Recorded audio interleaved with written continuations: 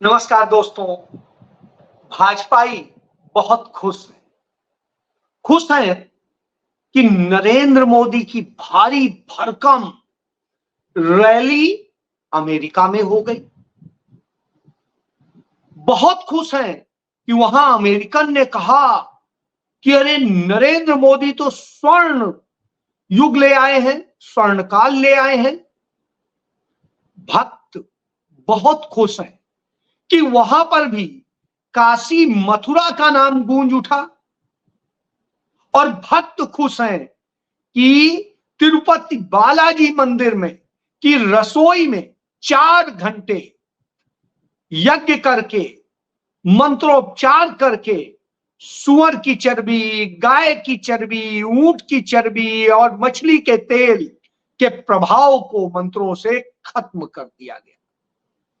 जो लोग अपने पेट में खा गए उनको भी वो दे दिया गया, अभय मुक्ति हो गई। वहां के डिप्टी सीएम खुश हैं कि उन्होंने 11 दिन का उपवास रखने की घोषणा कर दी।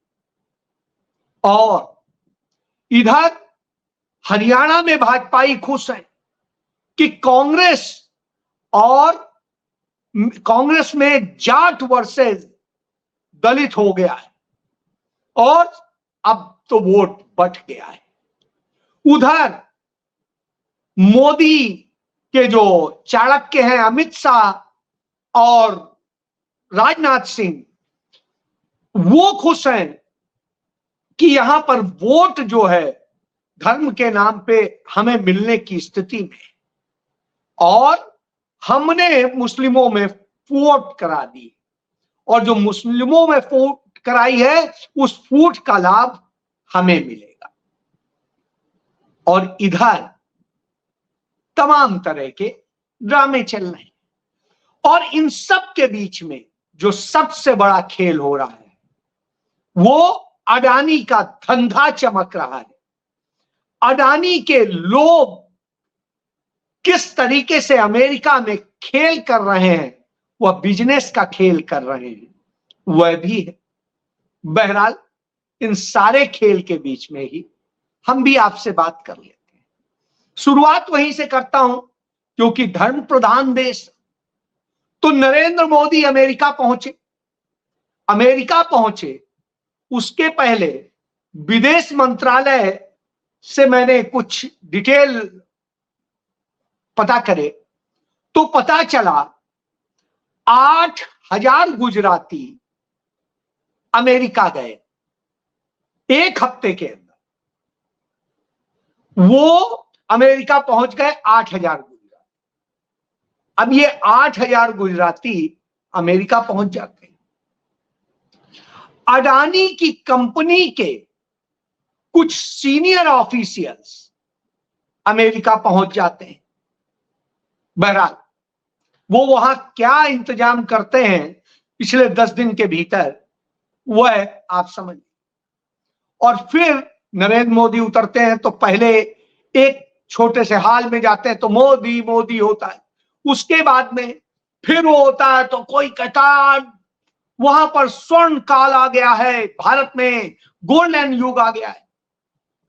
तो साहब हमारे जैसे किसी मूर्ख ने उनसे पूछ दिया कि यदि स्वर्ण काल आ गया है तो छोड़िए फिर आप कहां यहां 2M दर्जे की जिंदगी जी रहे, आइए हिंदुस्तान और स्वर्ण काल में रहिए। साहब हवा खराब होगी। बहरहाल नरेंद्र मोदी के लिए एक रैली आयोजित की जाती है। उस रैली में गुजराती हैं, उस रैली में संघ के कुछ लोग हैं जो वैश्विक इनका पूरा चलता है, धार्मिक संस्थाओं के लोग हैं और बहावी मुसलमान हैं और संघी सिख हैं। और वहां पर नरेंद्र मोदी का भाषण होता है। अब जब भाषण होता है तो नरेंद्र मोदी वहां पर बताते हैं कि वो जब प्रधानमंत्री नहीं थे, मुख्यमंत्री नहीं थे, नेतागिरी में भी नहीं थे, कहीं नहीं थे, तब वो 29 बार अमेरिका आए थे, 29 बार। और अमेरिका के 29 राज्यों को उन्होंने दौरा किया। बहुत विस्तृत दौरा किया। मुझे बड़ा अच्छा लगा कि अच्छा, लेकिन फिर मुझे याद आया कि नरेंद्र मोदी तो कह रहे थे इन्होंने 35 साल भीख मांग करके, भिक्षा मांग मांग के इन्होंने जिंदगी काटी। फिर मुझे याद आया कि नरेंद्र मोदी ही बता रहे थे कि वो इतने गरीब घर के थे कि उनकी अम्मा लोगों के घरों के बर्तन मांजती थी, झाड़ू पोछा करती थी और सब कुछ करती थी, उससे घर चलाती थी। फिर याद आया ये कहा करते थे इनके जो है ये चाय बेचा करते थे वहां बड़नगर स्टेशन में, और इनकी चाय की दुकान थी और ये सब था। फिर ये भी बताते हैं वो एनसीसी में थे और जाने कहां थे क्या थे। हालांकि मुझे जो जानकारी है एनसीसी के बारे में कि एनसीसी शुरू ही 11वीं से होती है, और ये तो वहां से 8वीं 9वीं पढ़ के निकल लिए थे। तो मेरी समझ में नहीं आया। बहरहाल मैंने सोचा हो सकता है कुछ होगा, तो इतने देशों की उन्होंने भ्रमण किया होगा, हुआ होगा। कुछ फोटोग्राफ तो मैं देखता हूं कि हाँ कहीं वो यूरोप के कुछ देशों में घूम रहे हैं, कहीं और घूम रहे हैं। अमेरिका का देखा नहीं था इसलिए, लेकिन होगा, कोई बड़ी बात नहीं, मैं मान लेता हूं। तो बहरहाल नरेंद्र मोदी जब ये बताते हैं तो लगता है कि वो बात वो सही कह रहे थे कि ये बात सही कह रहे। बहरहाल वो क्या सही कहते हैं ये एक रिसर्च का विषय है, तो इसको रिसर्च करिए, थोड़ा आप भी करिए, हम तो करते ही रहते हैं। लेकिन एक जरूर चीज मैंने ढूंढी और वो आपको बता दूं कि एक चीज जरूर हुई। नरेंद्र मोदी पिछले कुछ सालों में जब से प्रधानमंत्री बने तब से आप देखिए, जून 2015 में वो बांग्लादेश जाते हैं प्रधानमंत्री बनने के बाद, और वहां पर जाते हैं तो अगस्त 2015 में बांग्लादेश सरकार अडानी को बिजली का पूरा कॉन्ट्रैक्ट दे देती है। जून में जाते हैं, अगस्त में कॉन्ट्रैक्ट साइन हो जाता है, सारे पेपर बनने में टाइम लगता है ये। फिर 2017 में मार्च में वो मलेशिया जाते हैं, और फिर अप्रैल महीने में मलेशिया में मेगा कंटेनर पोर्ट प्रोजेक्ट से डील अदानी के साथ साइन हो जाती है। फिर वो जनवरी 2018 में इजराइल जाते हैं और इजराइल के प्रधानमंत्री से मुलाकात होती है, और उसके बाद में अडानी को इजराइल की कंपनी के साथ मिलिट्री ड्रोन बनाने का कॉन्ट्रैक्ट मिल जाता है। फिर उसके बाद 2018 में ही सिंगापुर जाते हैं नरेंद्र मोदी और सिंगापुर के प्रधानमंत्री से मुलाकात करते हैं, और फिर जुलाई में सिंगापुर की कंपनी ने अडानी पोर्ट से 1000 करोड़ रुपए का समझौता कर लिया। फिर इसके बाद 2020 की फरवरी महीने में नरेंद्र मोदी श्रीलंका जाते हैं और वहां के प्रधानमंत्री से मुलाकात करते हैं, और फिर अडानी को श्रीलंका के पोर्ट ऑपरेट करने से जुड़ी 3 डील हो जाती। फिर इसके बाद जून 2023 में मोदी नेपाल के प्रधानमंत्री से मिलते हैं, और फिर उसके बाद में नेपाल सरकार ने ही बताया, उन्हीं का बयान है कि अडानी वहां एयरपोर्ट बनाएंगे, उसका मैनेजमेंट देखेंगे और पब्लिक सेक्टर में भी निवेश करेंगे। 3 बड़ी डील हो जाती। फिर नरेंद्र मोदी 2023 में ही अक्टूबर में तंजानिया जाते हैं। तंजानिया का नाम जो है पता नहीं कितने लोगों ने सुना है कि नहीं सुना है। तो ये वहां जाते हैं, वहां के राष्ट्रपति से मुलाकात करते हैं, और फिर अडानी ने वहां की दार एस सलाम बंदरगाह के कंटेनर टर्मिनल 2 को 30 साल के ऑपरेट करने की डील मिल जाती है। फिर केन्या जाते हैं 2023 में नरेंद्र मोदी दिसंबर में, और केन्या के राष्ट्रपति से मुलाकात करते हैं, और वहां क्या होता है, अडानी को केन्या के नैरोबी हवाई अड्डे का काम मिल जाता है। हालांकि अभी हाई कोर्ट ने उस पर रोक लगा दी है। तो यह है। फिर नरेंद्र मोदी 2024 में ही जुलाई महीने में वियतनाम जाते हैं और वियतनाम के प्रधानमंत्री से मुलाकात करते हैं, और फिर जुलाई 2024 में वियतनाम के हवाई अड्डों में इन्वेस्ट करने का और उसका समझौता वियतनाम सरकार के साथ नरेंद्र मोदी कह रहे हैं, अडानी और वियतनाम का हो जाता है। ये मैंने चंद उदाहरण दिए, बहुत सारे और उदाहरण मौजूद।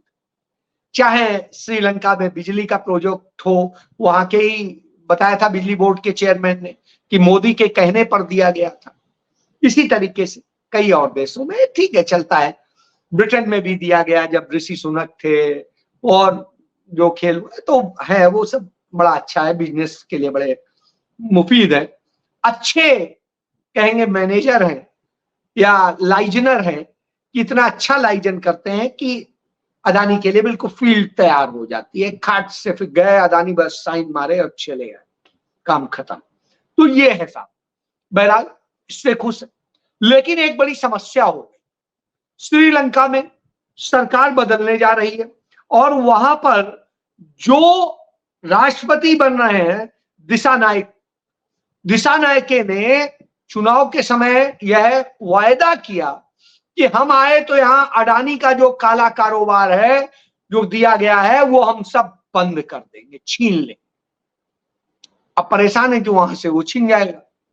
बहरहाल मोदी का कोई चिंता की बात नहीं, अभी मैं अमेरिका जा रहा हूं, वहां पर कुछ दिलाता हूं और फिर वहां का काम नक्की होने की दिशा में है। लेकिन समस्या ये, इन सारे कामों में जो एक बड़ी इसी तरीके की डील वहां से भी हुई है, मैं बताना भूल गया, सऊदी अरेबिया, सॉरी क्या कहते हैं, दुबई वाला जो इलाका है ये सऊदी अरब से अरब अमीरात में, और वहां के प्रिंस आते हैं जो, तो ये तो बहरहाल ये है।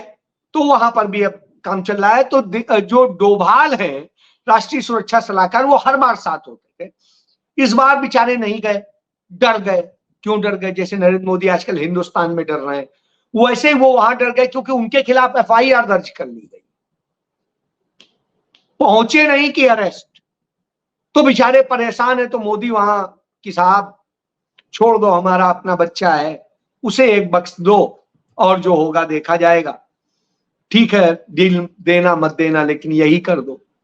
तो बहरहाल अब देखिए कितना होता है। उसी के लिए रैली की गई थी और उस रैली से संदेश दिया गया कि साहब समझ के अपना प्रेशर बनाओ कि जिससे वोट के नाम पे हमारा कुछ हो जाए, भला हमारे लोग बच जाए। तो साहब ये था। लेकिन वहीं दूसरी तरफ जब नरेंद्र मोदी रैली कर रहे थे तो दूसरी तरफ लोग प्रोटेस्ट कर रहे थे नरेंद्र मोदी के खिलाफ। वहीं कि मणिपुर में जो घटनाएं हो रही हैं वो मणिपुर की घटनाएं शर्मनाक, और उनको लेकर के नरेंद्र मोदी ऐसा घिरे कि अब परेशान, लेकिन अब करें क्या। लेकिन ठीक है, तो वहां की भी सरकार एकदम से कुछ करने को तैयार नहीं। बहरहाल तो ये है। लेकिन यहाँ का गोदी मीडिया जो भारत का है वो तमाम बखान करता, मोदी ने ये कर दिया, मोदी ने वो कर दिया, वो इसमें आश्चर्य क्यों करते हैं आप? यही तो वो करेगा ही। तो साहब वो हो रहा था, उसके लिए आश्चर्य मत करिए। बहरहाल चुनाव चल रहा है, सबसे बड़ी समस्या है। तो चुनाव में वोट लेना है, करें क्या? वहां तो मंत्रों से पवित्र कर दिया मंदिर का प्रसाद, और जो लोग पेट में भी खा गए वो भी पवित्र हो गए, सब हो गया। लेकिन इसका क्या करेंगे? ये चुनाव हार गए और कुछ हो गया। तो राजनाथ सिंह जाते हैं, कौन है जो जाति और धर्म के नाम पे बांटते हैं और ये करते हैं। तो पीछे से आवाज आई, आप ही लोग तो हैं, भाजपा ही तो हैं, संघी तो हैं। अब कुछ नहीं, लेकिन अब भाषण देना दे दुआ के चले गए। बहरहाल अब लोग सवाल पूछ रहे हैं, भैया बांटने का काम तो तुमने किया है, वो वही नहीं, जम्मू कश्मीर से बांट दिया, लद्दाख अलग कर दिया, उसको यूटी बना दिया, क्या क्या बांटा है। यहां पर भी बांट दिया, एक जम्मू को अलग बांट दिया, उसको अलग बांट दिया, जिस तरीके से जाति धर्म के नाम पे, और अंदर भी बांटने का काम किया। तो ये हो गया। बहरहाल चलिए, अब राहुल गांधी वहां पहुंच जाते हैं और राहुल गांधी पूरी पोल खोल देते हैं। तो राहुल गांधी ने पहली रैली की, उस पहली रैली में ही हवा उड़ गई इतनी सारी रैलियों की। और राहुल गांधी ने कहा कि नरेंद्र मोदी जो बन रहे थे अवतारी, वो फुस हो गए। अब आप समझिए, जब ये कहते हैं कि फुस हो गए तो समझ में आता है कि भाई किस दिशा में चल रहे हैं। और क्यों?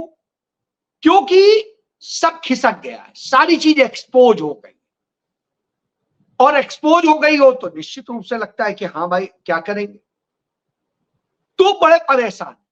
बहरहाल चलिए, जम्मू कश्मीर में जिस तरीके से कर रहे हैं, कांग्रेस पार्टी ने एक ट्रम्प खेला, अपना यूथ कांग्रेस का अध्यक्ष जम्मू कश्मीर से बना दिया, और ऐसा व्यक्ति बना दिया कि जो जम्मू रीजन में तो बहुत ज्यादा प्रभाव रखता है और यूथ का वहां आइकॉन।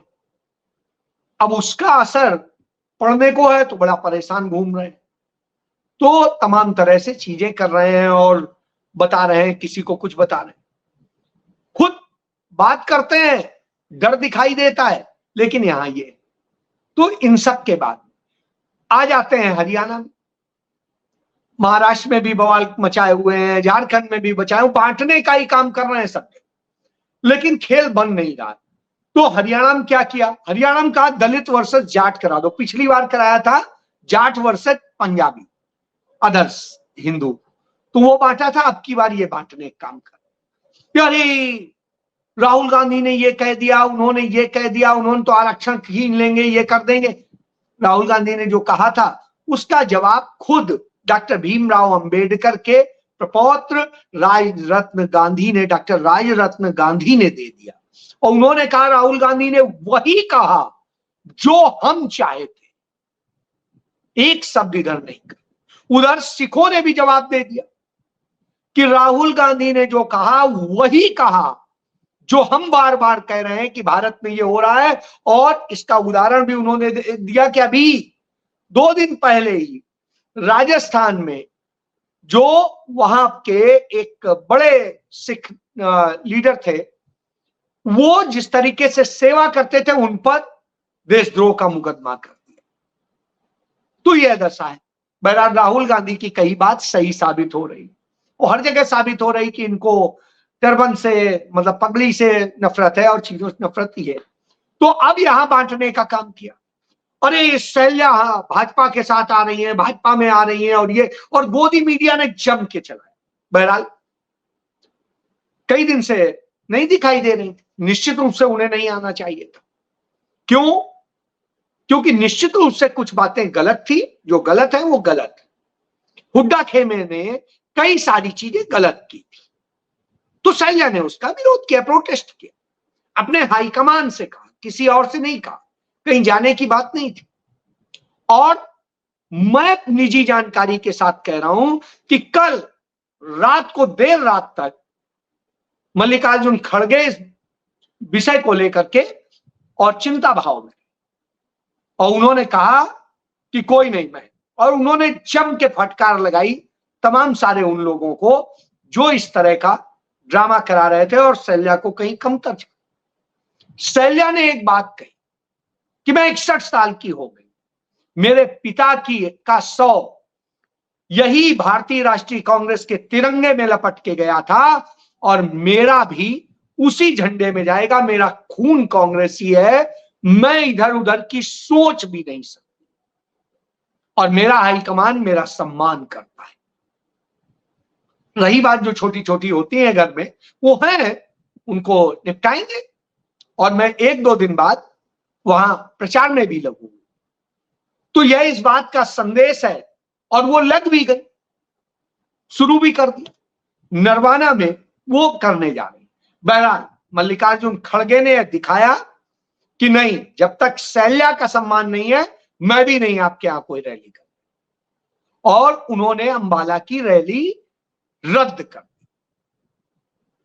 अब सारी चीजें मुझे लगता है आज रात को बैठ के सॉल्व हो जाएंगी, और कल से होने लगेगी। तो भाजपा जो खुशी मना रही थी अपने संघी, और जो ये बसपा और वो क्या नाम है चंद्रशेखर रावण और इन सबको मिला करके जिस तरीके से एक ड्रामा क्रिएट कर रही थी दलितों का, और उनसे बयान दिलवा रही थी कि बड़ा अपमान हुआ, ये हुआ, वो हुआ, उसका सबसे बड़ा जवाब शैल्या है।